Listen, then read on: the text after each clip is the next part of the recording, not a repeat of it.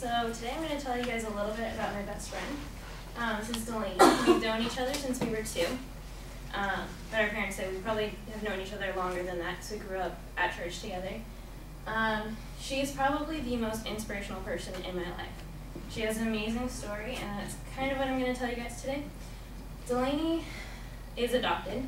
Her birth mother was in complete denial when she was in labor with her.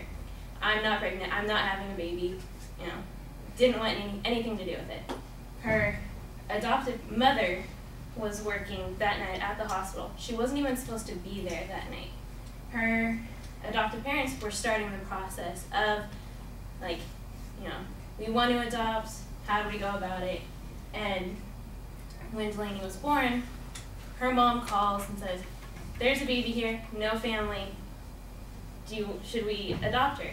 8 hours later, Delaney has a family. And this is her family. Her younger sister was adopted in what you would say is the normal way. So, we kind of joke around that Delaney was an orphan for 8 hours, and she kind of gets annoyed with it, but this is her family. And so today, I want to enlighten you guys about the process of adopting a child from within the United States. It's different for when you adopt internationally. So what would be considered a normal adoption has about 7 steps. And those steps are very extensive and can be very confusing, but for every state, they're pretty much the same. And the website that I got this information from is actually for Georgia, but they had the most detail. And it's for the Department of Family and Child Services in Georgia. So the first step to adopt is to inquire, which is basically you just go and find an adoption agency and you sit down and have a meeting with them and kind of understand what's going on. And then the second step, you have to do an orientation. So you have a meeting and you learn more about what it means to adopt in the adoption process. The rest of the steps are more intense and more, there's more to them. So the third step, most states call it impact. The parts are initial interest, mutual selection, pre-service training, assessment, continuing development, and teamwork. And when I read this, it was kind of confusing, and so I went back onto their website and I looked, and this is a quote from the Georgia Department of Family and Child Services, and it says, when you are ready to move forward with the adoption process, this step requires you to attend the Adoption Preparation Program offered through your county Department of Family and Child Services, or DFCS. You may also attend a comparable adoption preparation program offered through a private licensed adoption agency under contract with DHS. The DFCS adoption preparation program called Impact consists of 20 classroom hours of training.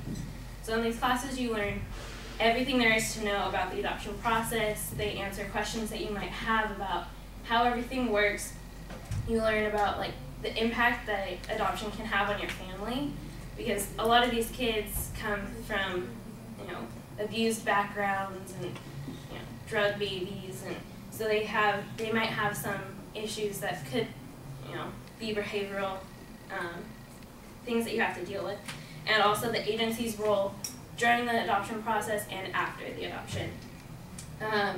Also during this time, your case manager will be meeting with your family, and they do what is called an assessment, and they basically follow your family around for a certain amount of time.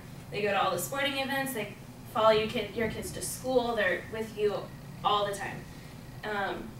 Which leads to the fourth step. They then send your family evaluation to what is called the adoption exchange, where they review everything there is about your family. And they basically decide if you are a reliable family to adopt a child. The fifth step is called pre-placement, and this is basically just the waiting period. You're waiting to be approved, you're waiting to find out if there's a child out there for you right now, and there's nothing really for you to do at this point besides wait. And the sixth step, which is probably the most exciting for most people, is the placement. Once they decide that you are a reliable family, they pick a kid for you, and you set up a meeting to review all the information about the child, and if you decide you want to move forward, there's a second meeting for you to ask any question you have, for the adoption agency to ask any questions, and that's when you schedule your pre-visits. So this is when the child comes to your house if they're older, and they meet with you and they get a feeling for what your family is like. And if all parties agree, then you sign what's called placement papers, and that's when the child is allowed to come and live with you and your family at home. This does not mean that the child is your child yet, which is step 7, which is the finalization. To actually adopt the child, you have to go to the Supreme Court in your county, and a judge has to approve the adoption and sign the adoption papers. And then after that, the child is officially yours. So adoption can be very extensive and time-consuming, and people wait years trying to find the right child for them. But there are thousands of kids out there that need and want just a loving home, and adoption can do that. And these are just the steps that help pair the right child with the right family.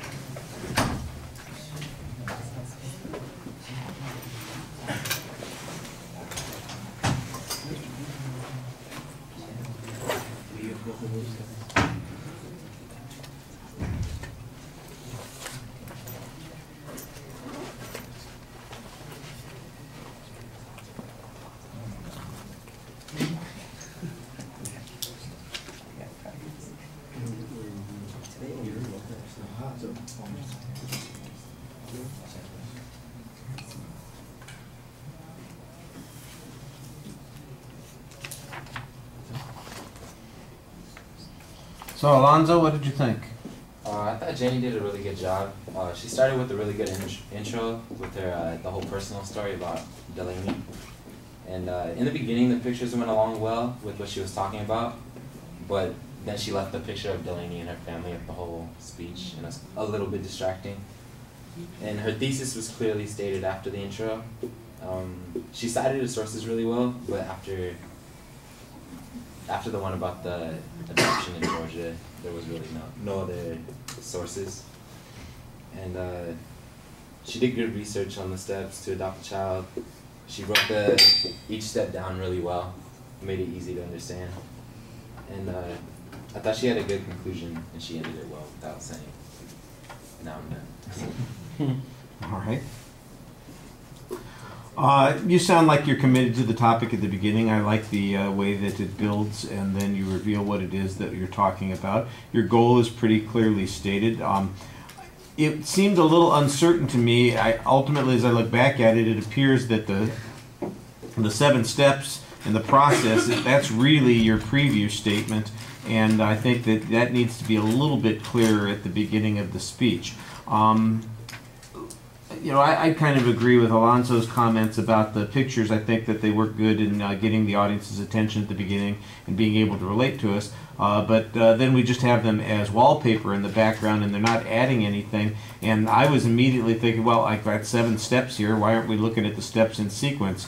You've got several things that are concluded in each of the steps.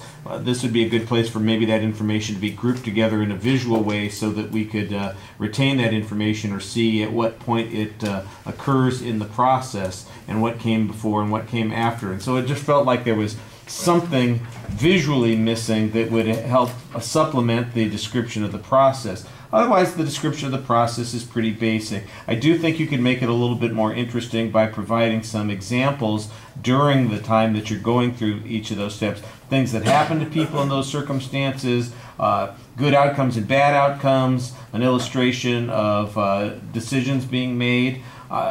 When you mentioned the adoption exchange, I wondered, okay, now who is this and how do they make these decisions and what are the criteria that they're using? And it sounds like it's some secret organization, and I know that it's not it's not that, but the way it got described in the process, it really felt a little bit like that. And that's one of those places where I just thought a little more information would be necessary.